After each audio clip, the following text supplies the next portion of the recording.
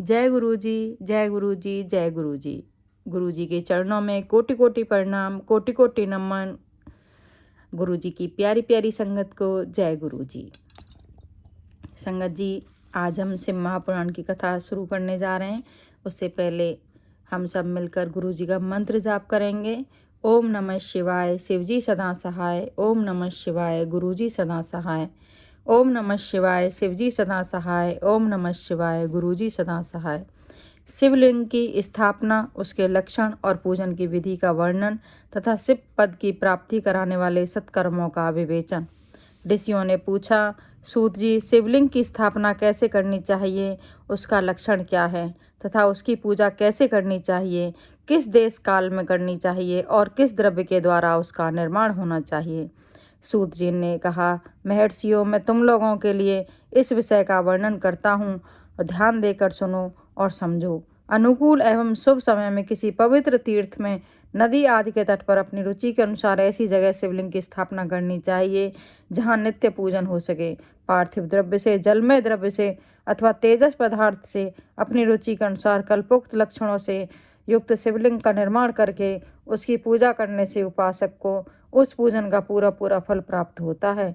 संपूर्ण लक्षणों से युक्त शिवलिंग की यदि पूजा की जाए तो वह तत्काल पूजा का फल देने वाला होता है।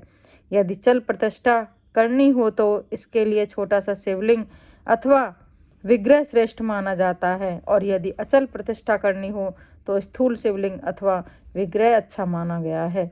उत्तम लक्षणों से युक्त शिवलिंग की पीठ सहित स्थापना करनी चाहिए। शिवलिंग का पीठ मंडलाकार, गोल, चौकोर, त्रिकोण अथवा खाट के पाए की भांति ऊपर नीचे मोटा और बीच में पतला होना चाहिए। ऐसा लिंग पीठ महान फल देने वाला होता है। पहले मुट्ठी से, प्रस्तर आदि से अथवा लोहे आदि से शिवलिंग का निर्माण करना चाहिए।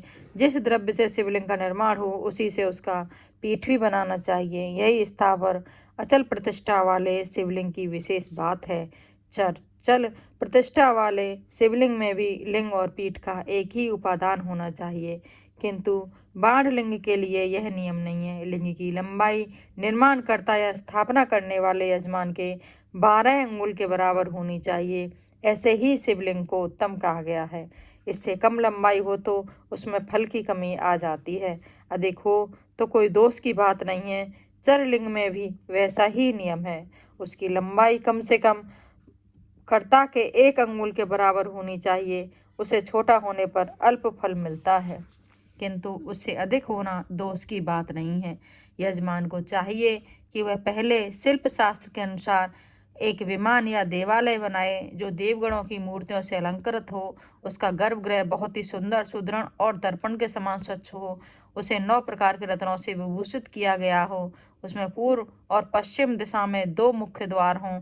जहाँ शिवलिंग की स्थापना करनी हो उस स्थान में के गर्त में नीलम, लाल, वैदुर्य, श्याम, मरकत, मोती, मूंगा, गोमेद और हीरा, इन 9 रत्नों को तथा अन्य महत्वपूर्ण द्रव्यों को वैदिक मंत्रों के साथ छोड़ें। सदोजात, यद आदि 5 वैदिक मंत्रों द्वारा शिवलिंग का 5 स्थानों में क्रमशः पूजन करके अग्नि में हविष्य को अनेक आहुतियां दे और परिवार सहित मेरी पूजा करके गुरु स्वरूप आचार्य को धन से तथा भाई बंधुओं को मनचाही वस्तुओं से संतुष्ट करें। याचकों को जड़, सुवर्ण, ग्रह एवं भू संपत्ति तथा चेतन गौ आदि का वैभव प्रदान करे। जय गुरु जी, जय गुरु जी, जय गुरु जी। संगत जी, आज की कथा को हम यहीं विराम दे रहे हैं। कल फिर यहीं से कथा शुरू करेंगे। तब तक के लिए गुरु जी के चरणों में कोटि कोटि प्रणाम, कोटि कोटि नमन। शुक्राना मेरे मालिक, अनंतम अनंतम शुक्राना मेरे प्रभु। संगत जी, अब सभी मिलकर पूरे भाव से, पूरे मन से मंत्र जाप करेंगे। ओम नमः शिवाय, शिवजी सदा सहाय। ओम नमः शिवाय, गुरुजी सदा सहाय। जय गुरु जी, जय गुरु जी, जय।